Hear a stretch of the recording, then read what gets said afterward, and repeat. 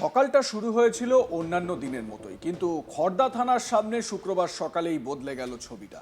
পুলিশের ঘেরাটোপের মধ্যে দিয়ে যখন বেরিয়ে এলেন আর.জি. কর মেডিকেল কলেজ হাসপাতালে কর্তব্যরত চিকিৎসকের মৃত্যুর ঘটনায় অভিযুক্ত পানিহাটির প্রাক্তন তৃণমূল বিধায়ক নির্মল ঘোষ, তখনই উত্তেজনা ছড়িয়ে পড়ে থানা চত্বরে। মুহূর্তের মধ্যে তাকে ঘিরে তৈরি হয় প্রবল বিক্ষোভ, আর তারই মধ্যে আচমকা উড়ে আসতে শুরু করে একের পর এক ডিম। পুলিশের গাড়ির দিকে আর সেই গাড়িতে থাকা নির্মল ঘোষকে লক্ষ্য করেই ছোড়া হয় ডিম। পরিস্থিতি সামাল দিতে তৎপর হয়ে ওঠেন পুলিশ কর্মীরা, কিন্তু বিক্ষোভের তীব্রতা এতটাই বেশি ছিল যে কয়েক মুহূর্তের জন্য কার্যত থমকে যায় থানার সামনের রাস্তা। এক ঝলক দেখুন সেই ভিডিও।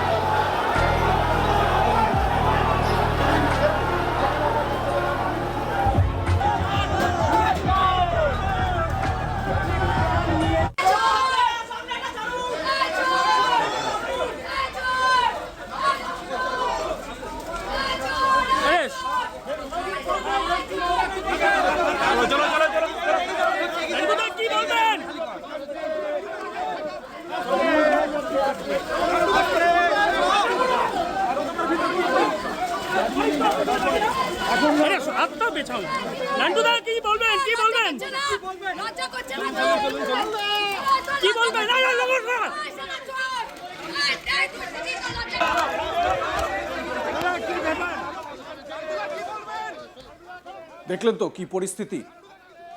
আর.জি. কর কাণ্ডে তদন্তের মধ্যেই নির্মল ঘোষকে ওড়িশা থেকে গ্রেপ্তার করা হয়েছিল। বৃহস্পতিবার গ্রেপ্তারের পর শুক্রবার সকালে তাকে নিয়ে আসা হয় খড়দা থানায়। সেখান থেকে তাকে নিয়ে যাওয়ার কথা ছিল ব্যারাকপুর মহকুমা আদালতে, কিন্তু থানা থেকে আদালতের উদ্দেশ্যে বেরোনোর সময়ই তৈরি হয় এই উত্তেজনার পরিস্থিতি। তবে শুধু নির্মল ঘোষ নন, এই মামলায় গ্রেপ্তার করা হয়েছে সিপিআইএম এর প্রাক্তন কাউন্সিলর সঞ্জীব মুখার্জিকেও, যদিও তিনি 2018 সালে তৃণমূল কংগ্রেসে যোগ দিয়েছিলেন। খড়দা থানা থেকে নিয়ে যাওয়া হয় তাকেও ব্যারাকপুর মহকুমা আদালতে। আর আশ্চর্যের বিষয়, একই ছবি দেখা যায় তার ক্ষেত্রেও, যেটা খুবই স্বাভাবিক। তাকে লক্ষ্য করেও ছোড়া হয় ডিম। বিক্ষোভের আওয়াজে উত্তপ্ত হয়ে ওঠে গোটা থানা চত্বর। একদিকে পুলিশের কড়া নিরাপত্তা, অন্যদিকে ক্ষোভে ফুঁসতে থাকা জনতা। তার মাঝখানে দুই অভিযুক্তকে আদালতে নিয়ে যাওয়ার চেষ্টা, আর সেই মুহূর্তেই বারবার উড়ে আসছে ডিম। পরিস্থিতি নিয়ন্ত্রণে রাখতে রীতিমতো হিমশিম খেতে হয় পুলিশকে। খড়দা থানার সামনে তখন যেন এক মুহূর্তের জন্য আদালত চত্বরের আগেই তৈরি হয়ে গেল জনতার ক্ষোভের মঞ্চ। গ্রেপ্তারির পর আদালতে পেশ করার আগেই দুই অভিযুক্তকে ঘিরে যে উত্তেজনা তৈরি হলো তাতে স্পষ্ট আর.জি. কর কাণ্ডের রেশ এখনো কতটা তীব্র। তদন্ত এগোচ্ছে আইনের পথে, আর তারই মাঝে প্রকাশ্যে দেখা গেল মানুষের জমে থাকা ক্ষোভের বিস্ফোরণ। শেষ পর্যন্ত পুলিশের নিরাপত্তায় নির্মল ঘোষ এবং সঞ্জীব মুখার্জিকে নিয়ে যাওয়া হয় ব্যারাকপুর মহকুমা আদালতে। কিন্তু খড়দা থানার সামনে সেই ডিম ছোড়া দৃশ্যই এদিন হয়ে রইল সকালবেলার সবচেয়ে উত্তপ্ত মুহূর্ত। বিজেপি নেতা জয় সাহা এ বিষয়ে কি বলছেন শুনুন। কি পরিণতি হয় সেটা আজকে দেখতে পাওয়া গেল। এই বিজেপি কর্মীদের ওপরে, সারা পানিহাটি জুড়ে সাধারণ মানুষের ওপরে যে নির্মম অত্যাচার বছরের পর বছর, দশকের পর দশক ধরে করে গেছে, তারই আজকে পরিণাম ভোগ করেছে। ওনাকে ফুলছোড়া, ওনাকে জেলে নিয়ে যাচ্ছে, ফুলছোড়া হবে, এটা তো হতে পারে না। পুলিশ আটক করেছে, পালিয়েছিল, এখন কোর্টে নিয়ে যাওয়ার সময় ফুল তো কেউ ছুড়তো না, তো কাদা ছুঁড়েছে, জুতো ছুঁড়েছে, এটাই কাম্য ছিল। বলছি এই ডিজে বাজলো থানার সামনে, নাচ গান হলো, এত উৎসাহ কেন, এত খুশি কেন? মানুষ একটা মুক্তির আলো দেখেছে, কিসের মুক্তি? মানুষ আনন্দ। এই যে ঘোষ পরিবার যে ত্রাস সৃষ্টি করে রেখেছিল, পাড়ায় পাড়ায় যে ক্রিমিনাল তৈরি করছিল, একটা ক্রিমিনাল তৈরির ফ্যাক্টরি ওরা পানিহাটিকে বানিয়ে রেখেছিল, একটা সারা জেলার মধ্যে দুষ্কৃতীদের আকড়া, একটা শেল্টার হোম বানিয়ে রেখেছিল পানিহাটিকে, সেটার থেকে মুক্তি পেল মানুষ। মানুষের সাথে আর কোনো দুর্ব্যবহার, অপব্যবহার, এই ক্ষমতা খাটিয়ে সব কিছু করে নেওয়া, সব কিছু আগলে নেওয়া, পানিহাটি সব বেচে দিয়েছে।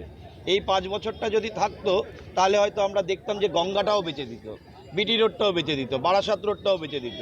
এত জমি দখল করেছে যে আর কোনো জমি বেচে নেই, এত কারখানা দখল করেছে যে আর কোনো কারখানা বেচে নেই। আমরা হয়তো দেখতাম যে গঙ্গার ওপরে ফ্ল্যাট উঠছে এবার।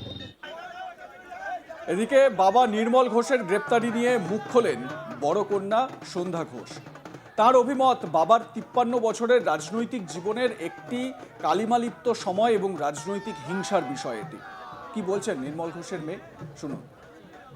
আমরা তো শুনলাম যে ওই মাননীয় মুখ্যমন্ত্রী বলে গিয়েছিলেন না, ওই যে অভয়াকাণ্ডের কি তদন্ত আর কি সমস্ত হবে, তবে তো তাতে একটা এফআইআর করে তারপরে ওই তার ভিত্তিতেই বোধহয় অ্যারেস্ট করা হয়েছে, যতটা শুনেছি। আপনাদের মাধ্যমেই আমরা শুনেছি, আমরা তো আর সঠিক কিছু এখনো জানি না। না, ওইখানে ওইটা আর আগের দুখানা মামলা ছিল। ওই ওই একটা কি লটারির মামলা ছিল, আর একটা কোন একটা ওই বিল্ডিং এর কি ডেমোলিশনের কি একটা মামলা ছিল। ওরম এই দুটো মামলা ছিল আমরা যতটা জানি।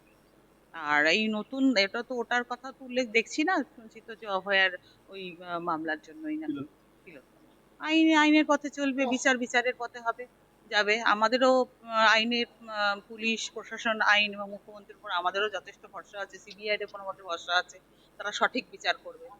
ভুল বিচারে তো কারোর শাস্তি হতে পারে না। হ্যাঁ, ভুল বিচারে আগে দোষী সাব্যস্ত হওয়ার আগে এখন মিডিয়া সব জায়গাতে কাউকে দোষী সাব্যস্ত করে দেয়, পার্টি কাউকে দোষী সাব্যস্ত করে, কিন্তু সেটা তো কথা নয়।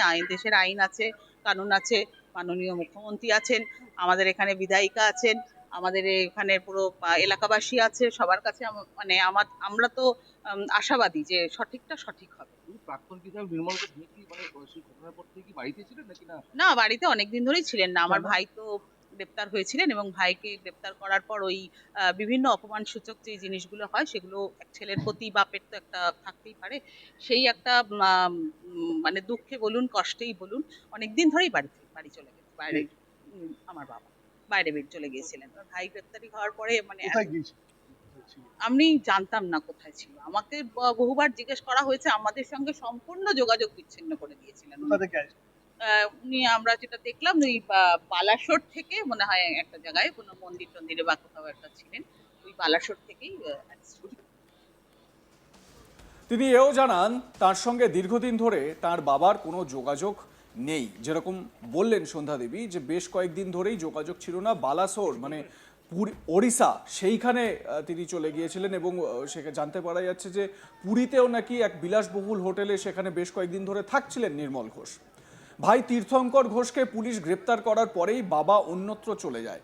তাদের সঙ্গে কোনো যোগাযোগ ছিল না। রাজ্য সরকার ও মুখ্যমন্ত্রীর উপরে তাদের আস্থা আছে। আইনের পথেই চলবে এবং আইনের পথেই তারা যাবেন। কি বলছেন সন্ধ্যা দেবী, শুনুন। শোনা যাচ্ছে যে যেই হোটেল থেকে আপনার বাবা অর্থাৎ প্রাক্তন বিধায়ক গ্রেপ্তার হয়েছেন, সেটি নাকি তার হোটেল বলে জানা যাচ্ছে। আমার বাবার হোটেল? সর্বৈব মিথ্যা কথা। আমার বাবার কোনো হোটেল, কোনো সম্পত্তি নেই। এটা আমার ঠাকুমার বাড়ি, এটাই আছে। আমার বাবার কোনো সম্পত্তি নেই। এরকম তো সবই মিথ্যা শোনা যাচ্ছে, কোনটা সত্যি? আমার বাবার এই গ্রেপ্তারি এবং এই সমস্ত যতগুলো কেস হয়েছে সর্বৈব মিথ্যে। আমার বাবার কোনো দোষ নেই। নির্দোষ একটা লোককে, 80 বছরের একটা লোককে এইভাবে রাজনৈতিক ষড়যন্ত্রের শিকার করে আজকের লোকটার এই 53 বছরের রাজনৈতিক জীবনের এটা পরিণতি হলো। ঠিক আছে, এরকম আমাদের তো হতেই পারে, তবে আইনের পথে চলবে। আমরাও আশাবাদী যে আমরা আমার আপনার কি বাবা আইনের দ্বারস্থ হচ্ছে? নিশ্চয়। এই যে তিলোত্তমাকে তড়িঘড়ি পুড়িয়ে দেওয়ার অভিযোগ হচ্ছে, এটা কতটা? দেখুন, এসব আমরা বিশ্বাস করি না, কি বিষয়? যে এই কি তড়িঘড়ি কি হয়েছিল না হয়েছিল, কারণ সিবিআই সম্পূর্ণ তদন্ত করেছে। এই অভয়ার তিলোত্তমার কেসে মানে আরজি করের থেকে আরম্ভ করে দেহ সরকার পর্যন্ত সমস্ত তদন্তই সিবিআই করেছে, বহুবার করেছে। আমার বাবাকে যতবার ডেকেছে ততবার উনি গেছেন, ততবার তাদের নির্দেশ মতো সমস্ত নথি তার কাছে যেটুকুনি তার ফোন কল সমস্ত করা হয়েছে, তদন্তে সম্পূর্ণ সহযোগিতা করেছে। তারা যদি এতদিন মনে করতো তাহলে নিশ্চয়ই তার বিরুদ্ধে কোনো অ্যাকশন নিত, গ্রেফতার করতো বা কোনো অভিযোগ করতো, কিন্তু তারা সেটা করেনি। আর আজকে এখানে মাননীয় মুখ্যমন্ত্রী এসে উনি বলেছেন যে তদন্ত করা হোক, কিছু করা হোক, কোনো তদন্তই কিছু না, উনি বলে গেছেন অ্যারেস্ট করতে হবে, তো করেছে। আমাদের মুখ্যমন্ত্রীর বলাতেই হ্যাঁ, মুখ্যমন্ত্রী তো এখানে নির্দেশ দিয়ে গেছিলেন যে আমি সিপি কে দায়িত্ব দিয়ে যাচ্ছি, এদের বিরুদ্ধে তদন্ত করা হোক। তারপরেই তো একটা এফআইআর বোধ হয় দায়ের করা হয়, তার ভিত্তিতেই বোধহয় আজকে এই ঘটনা। আমরা যতটুকুনি মিডিয়ার সাহায্যে জেনেছি ততটুকুনি আপনার কাছে বললাম। আপনাদের মতামত কি এ বিষয়ে জানাতে থাকুন, দেখতে থাকুন আজ তাক বাংলা।